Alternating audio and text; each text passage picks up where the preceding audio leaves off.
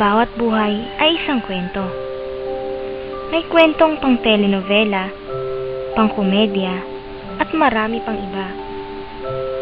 Ang buhay ko, tulad ng isang lukot na papel, mayroong natatagong kwento at naghihintay na mabuksan.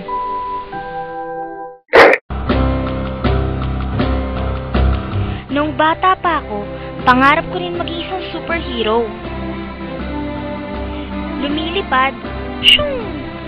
May kakaibang galing at superpowers. Yung tipong isang tawag lang ng taong nasa panganib to the rescue agad. Sa paglipas ng panahon, di ko akalain na ang pangarap na yon ay matutupad. Subalit sa pamamagitan ng pagtingin ng iba sa akin, sa paningin nila, isa akong superhero na perpekto. Nakagagawa ng mga imposibleng bagay.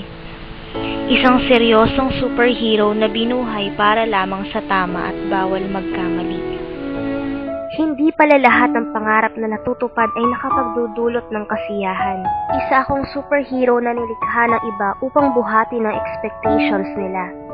Parang isang clay na hinulma ng isang bata upang magdulot lamang ng saya at iiwan kapag nagsawa na. Sana'y maisip nila na siya'y tao rin. Hindi perpekto at naghihintay ng magliligtas sa kanya.